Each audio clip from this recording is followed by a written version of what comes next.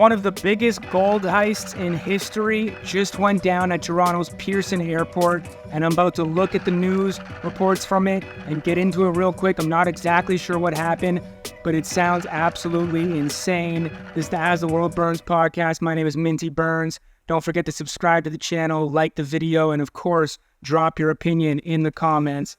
Let's pull up some of the news stories about this recent gold heist and get the details of it, because apparently it's one of the biggest in history.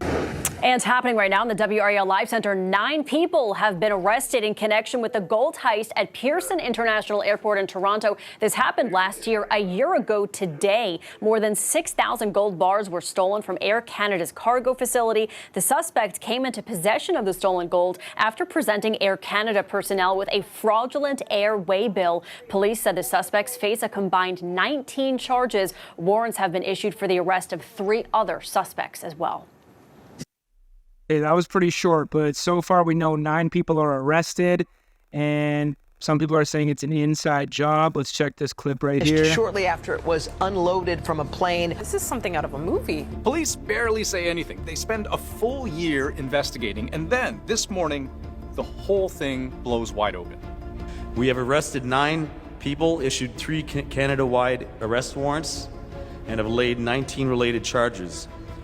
And as you will hear, we've interrupted the transportation of a large quantity of firearms intended for import here into Canada. So now we're talking gold, cash, and guns. We also learned this was an inside job. Air Canada. Of course it was an inside job. There's no way you're going to pull off the biggest gold heist in history without it being an inside job. And for those who don't know, I am from Toronto, so I've spent many days at the Pearson Airport waiting for flights, and I don't know how the system works. I have some friends that work there, but it is pretty common for them to find, of course, kilos of cocaine, drugs, things like that have been imported from other countries like Jamaica and shit, like abandoned on the luggage carousel. That's common, but a gold heist is unheard of.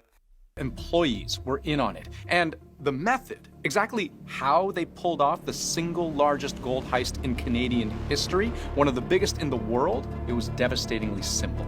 Let me explain.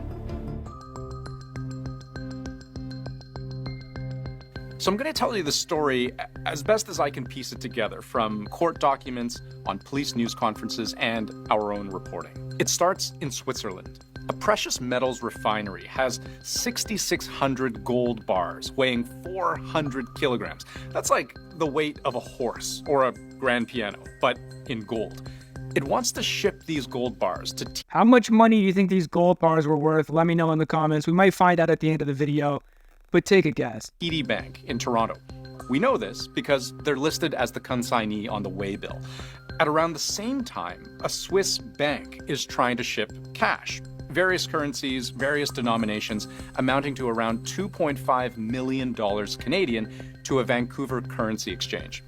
Both companies reach out to Brinks, the armored car guys, to handle the shipment. Brinks reaches out to Air Canada, books a flight. Within days, both shipments are on their way from Zurich to Toronto on Air Canada Flight 881, both apparently in the same shipping container. The flight lands the same day it took off. April 17th, 2023, touchdown at 3:56. Okay, so just so we're clear, this heist happened a year ago, and the 9 people that were involved recently just got arrested, which is why it's in the news. PM. As per normal procedure, the aircraft was unloaded and cargo was transported from the aircraft to a holding cargo facility. So Air Canada still has the goods. But then, and this is the big moment here, within 45 minutes of being deposited at that warehouse, a driver shows up in one of these big 5-ton trucks, backs into the facility, hops out. He's got a waybill, which authorizes him to claim the shipment, except it's not for the gold or cash, it's for seafood. A shipment of seafood that had, in fact, already been claimed the day before. An Air Canada attendant takes the waybill, looks at it, hops in a forklift, grabs the container holding all the gold and cash, loads it into the truck, and the driver leaves, $22.5 million richer. What? 22.5 mil. Now, I told you guys to guess in the comments, so see if any of you got it correct. But that's insane. That's nuts. Now, this doesn't make any sense, right? And if you read the statement of claim where Brinks is suing Air Canada for losing its cargo, they were also wondering, what the hell, you guys? No security protocols or features were in place to monitor, restrict, or otherwise regulate the unidentified individual's access to the facilities. They go on to say that Air Canada staff neglected to ask basic questions, made no attempt to verify the waybill's authenticity in any way, and that the theft could have been entirely avoided. The answer, turns out, there were two men on the inside, a manager and a warehouse employee. This waybill, yeah, it was phony. Yeah, it was for seafood that no longer existed in the warehouse, but maybe that didn't matter. It was just a piece of paper that looked official because, in a way, it was a duplicate copy printed off on an Air Canada printer. The driver presents it to the Air Canada employee. Now, that might have been a little sloppiness on their behalf and part of the reason why they got caught, because you're using Air Canada printers to print out the fake copy of the bill. Should have been a little smarter than that. That employee delivers the gold and cash. The way police tell the story, this wasn't incompetence. This was everything going according to plan. When the real Brinks truck shows up 3 hours later, Air Canada employees try to find the shipment, except it's gone. 6 hours after that, they're like, damn, it's really gone. They call police, and the investigation begins. What follows is a lot of good old-fashioned police work. They canvass hundreds of homes and businesses, literally going door to door, looking for any video, any witness accounts that might be helpful, and they manage to piece together, after the fact, what happened when the truck left the Air Canada facility. Westbound on Britannia, southbound on Dixie, westbound on Highway 401. The truck stays on that highway for about 45 minutes, heads north at Milton, but there it becomes more rural. Fewer cameras, fewer witnesses. Now he's skating off into Guelph, he's about to go to London, Ontario right now. I can tell. I know these streets well. Police lose the scent, but not for long. Dozens of interviews and search warrants later, they pick up the trail. They're pretty sure they know who the driver is. They can't find him, but they find the truck. They also find these bracelets, which police believe is what the thieves turned some of that stolen gold into. They're almost pure gold, worth $89,000, smelted using these casts and molds. They also find a paper trail, about $430,000 in Canadian cash. Perhaps, they say, the profits made by selling some of the gold, and they make several arrests. So it's the selling of the gold that got them caught, because in my opinion, they should have laid low for like a few years before trying to get rid of all that gold. You know the police are on you, you know the situation is hot, and you're immediately trying to press it up and make bracelets and sell gold and have cash around. That's obviously where they went wrong. They should have been a lot more patient. Meet Jalota, Ahmad Chowdhury, Ali Raza, Prasath Paramalingam, and Parampal Sidhu. He was allegedly one of the Air Canada employees working on the inside. Police are still looking for Simran Preet Panazar, that is allegedly the other Air Canada employee working at the time of the theft, Archit Grover, and Arsalan Chowdhury. But if you're counting, that's 8 people. Who and where was the 9th?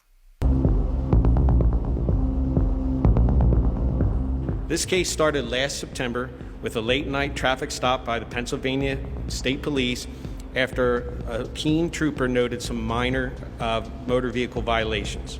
It was a bit of luck that police in Pennsylvania, about halfway between Pittsburgh and Philadelphia, ended up stopping the driver of a rental vehicle last September. That driver, police say, was the same man who drove the truck used in the gold heist, Durante King McLean from Brampton. The driver, Durante King McLean from Ontario, was illegally in the United States and fled on foot. illegally in the United States. when troopers discovered the firearms in his rental car. Police found 65 guns in that car, and authorities say This guy's driving in Pennsylvania with 65 guns? those guns were heading to Canada. One of those firearms had an obliterated serial number, 11 of them were stolen, and 2 of them were converted to fully automatic machine guns under United States federal law. King McLean is still in American custody, has been for months. He apparently could face up to 35 years in jail. Swear that guy looks familiar, I ain't gonna lie. But this is where our story both ends and begins, in a way. Police repeat at one point, over and over again, that this isn't just the story of a one-off gold heist. It's the story of organized crime, expanding its reach, expanding its power. The reality of crime today and the criminal networks. Well, clearly that's organized crime because that was hectic. $22.5 million doesn't get stolen without any level of organized crime.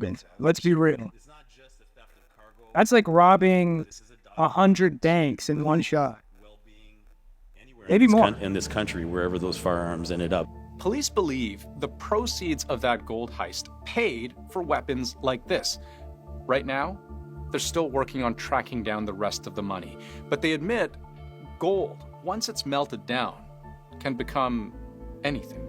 So gold's fairly unique where there's no DNA in gold. So if you these guys got greedy. from a solid, They weren't happy with the $22.5 million. They needed to reinvest the profits into importing guns from the United States into Canada. Like, at what point do you just stop and be happy with your come up?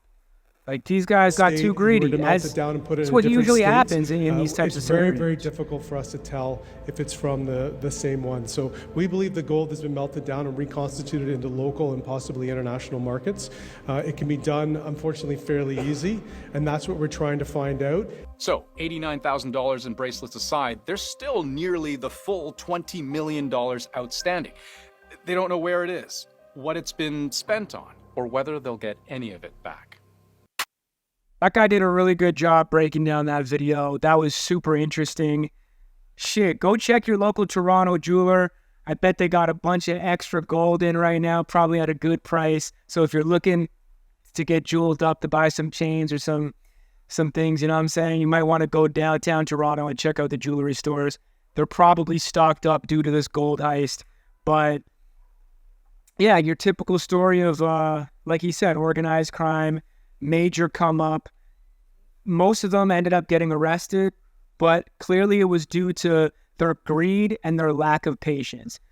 You don't need to reinvest the money into bringing guns back into Canada. That's just stupid. And of course, they should have been patient. You should have waited longer before trying to sell the gold and get it all off, because you know your trail is hot and the police are on you.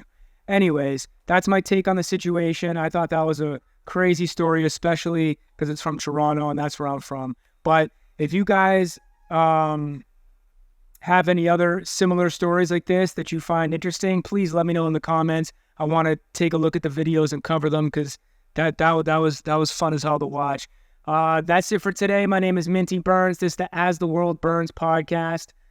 Support the channel, subscribe. Drop your stories and your opinions on this situation and others in the comments. And please like this video. It helps out with the algorithm. Hope everybody has a wonderful week. I'm out of here. That's it, y'all. Much love. Peace.